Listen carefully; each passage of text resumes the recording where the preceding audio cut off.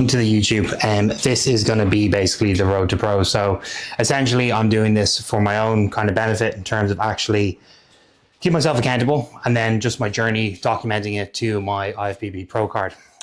So today we have back width. So one of the body parts I need to bring up is my back. Well, basically anyway, we video recorded a whole YouTube yesterday, and after video recording it we realized that we had the microphone plugged into the earphone jack, so no audio was recorded whatsoever. So literally we're just heading to the gym now. I've got pre-workout, so I'm using Zombie Labs King of Pump, so basically non-stim pre that is really, really good. It's got like 10,000 mgs of L-citrulline in it, which is pretty strong, and like you don't generally get that. Most of the time it's either like 6,000 to 8,000 in like good ones. So this is a good one. If you haven't gotten it, check it out.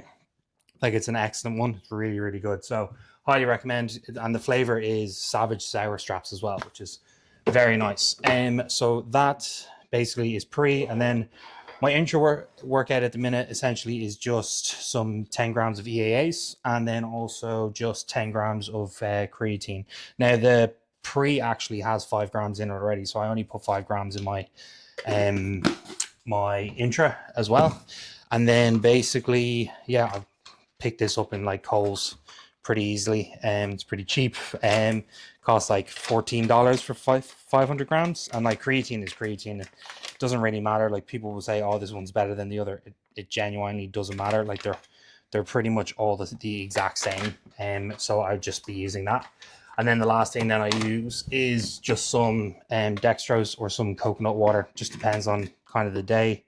I've got coconut water there as well, and then just like 20 grams of that.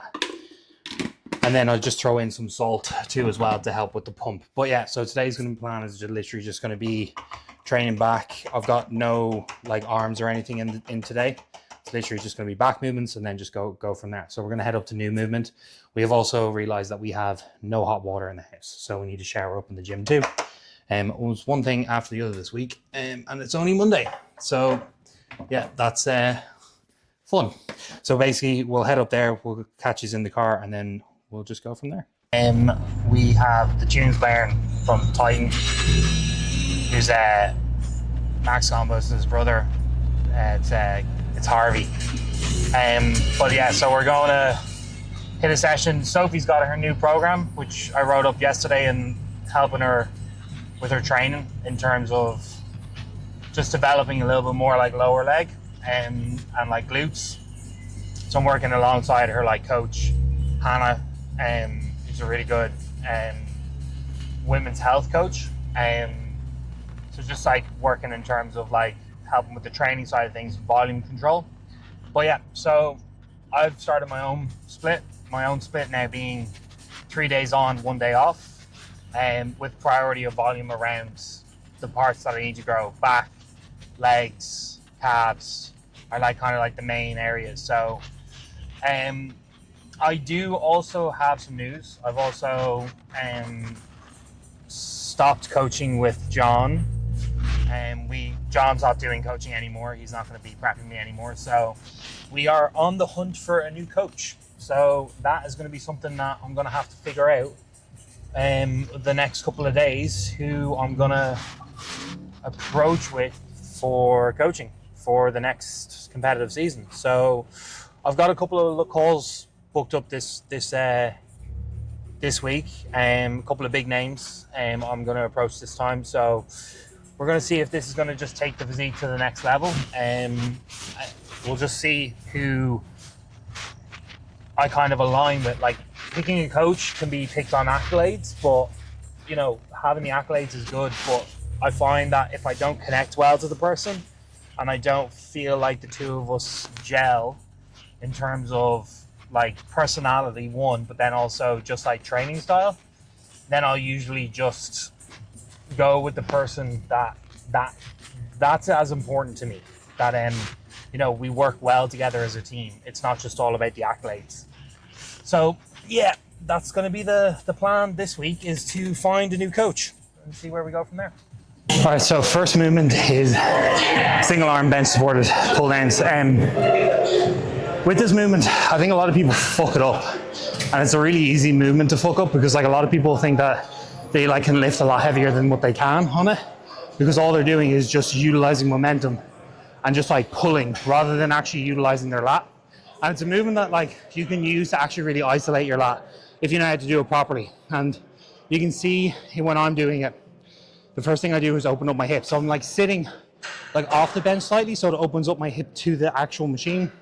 And the second thing that I generally do is I actually think about pulling down with my hand. So downward hand pressure first and then pulling into my, and I'm not thinking about pulling my arm back.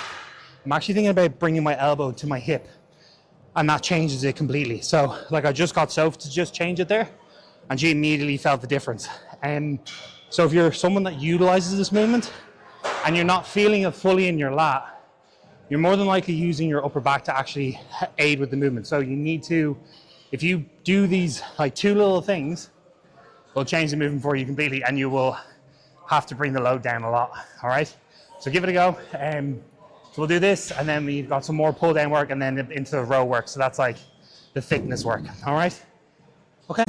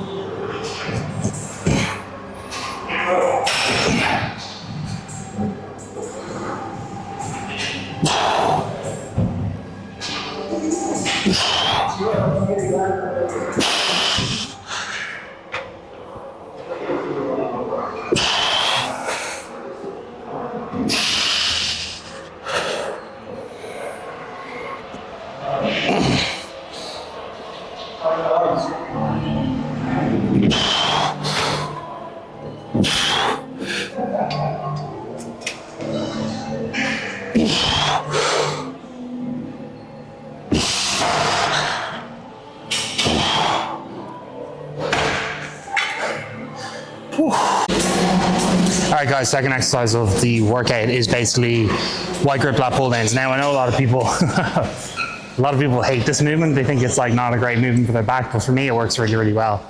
I get it like quite nicely in like my mid lats, and like just, I connect well to it. And I think that's all it is. I think it's just what movements connect well to you. There's no movements out there that are particularly bad. Like there is movements out there that I would completely be like, oh, like it's a bunk exercise.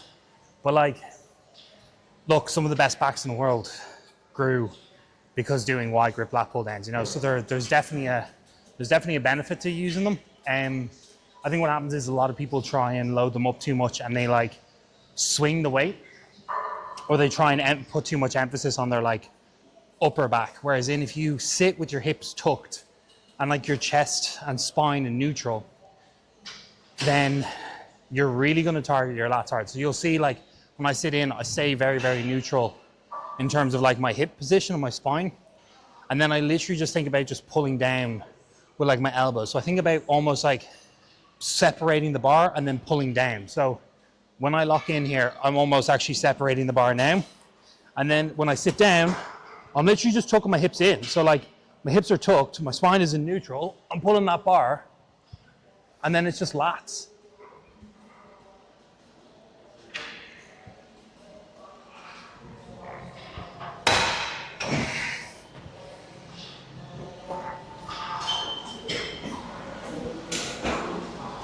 And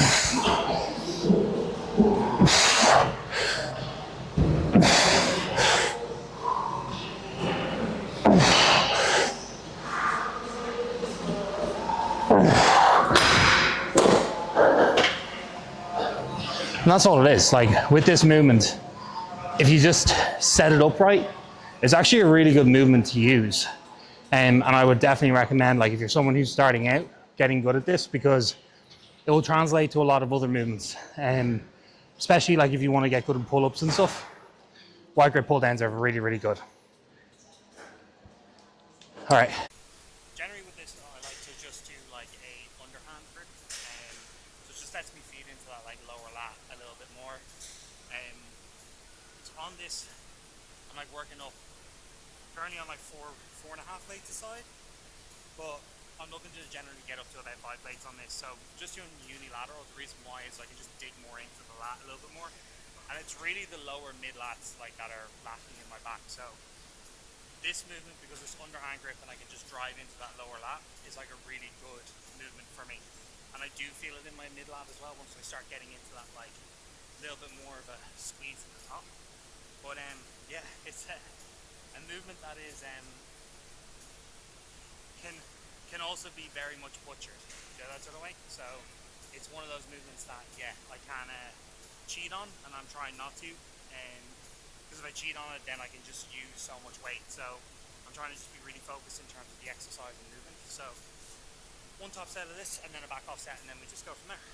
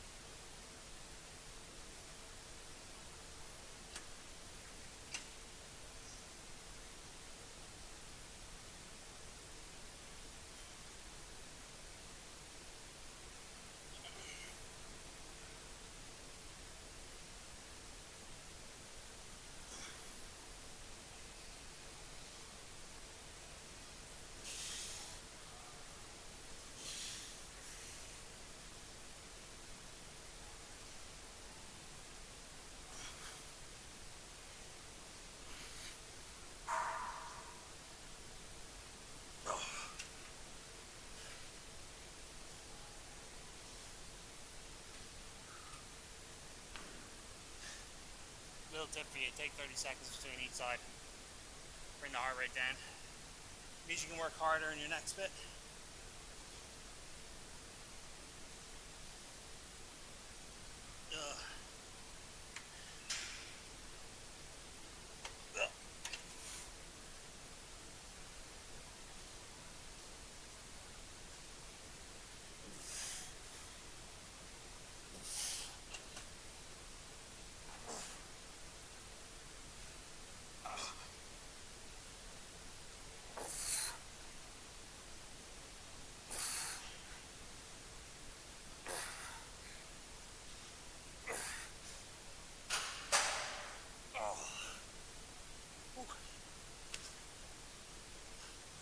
That was heavy. That's the only like real row movement I've got in this day. So I literally finish on this, and then it's like onto shoulders. So that was one of the feedbacks that I had for the show, was like I needed more shoulders. It's what the judges want, so that's what the judges are gonna get the next year. I thought my shoulders were actually probably one of my stronger body parts, but evidently not. So got to do more shoulder work, and I'm not complaining because I love doing shoulders, and they grow so fast as well. So yeah, if they want more shoulders, they get more shoulders. Because it should like turn off and then turn back on. Is it okay? Yeah.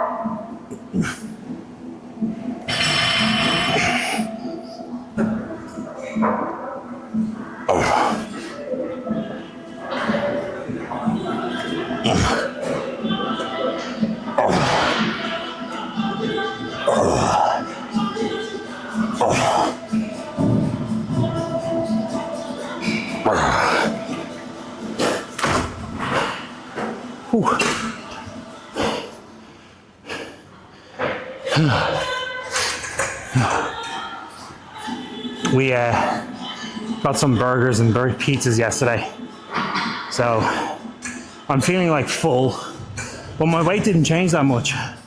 I only gained like 2 pounds with like all the food that I ate, extra food I ate yesterday. So the body is obviously needing it, and yeah, I've recently, because obviously I've stopped coaching with John, and we're still on good terms. Like, we're still best of friends. Like, we're still good.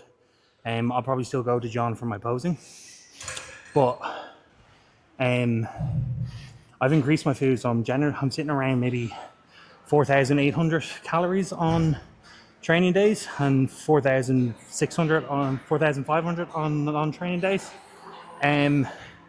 Keeping like cardio in on non-training days, keeping steps up like to 10, 12k, 6, 8k on leg days, because I don't want to be expending too much energy on those days, and just want to like make sure like all my nutrients and glycogen is going into like training. And so yeah, like, body's primed and ready to grow. I just need to pull the trigger in terms of actually starting to do the push. I just haven't yet. So we'll be coming up 11 weeks after this week, so it's probably about time we start like pushing and like adding some mass on. But I don't have like that much in my weight cap anymore to actually add on, so it doesn't have to be a crazy mass bulk. I'll probably look to try and get up to, I'm sitting around like about 120 at the minute. If I can get up to 124, 125 in this same condition, I'll be very, very happy. And that's then when we'll start pulling in prep. So we'll see how this goes. So new coach is the first order of business, and then we go from there. Try not to break the machine, man. Fuck me.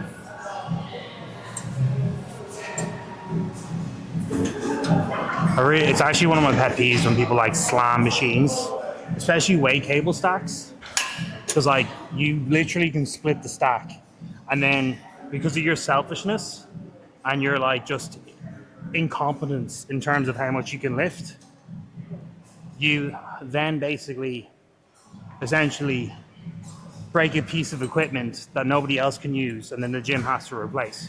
So essentially you're just a selfish prick if you do slammed weight stacks and break machines. And it's actually not even to do with like the gym having to like give money out. It's just basically the fact that you have like essentially broken a machine that other people use in their program, and they can't use it now. So next time you think you're cool slamming your weight stacks, think about that.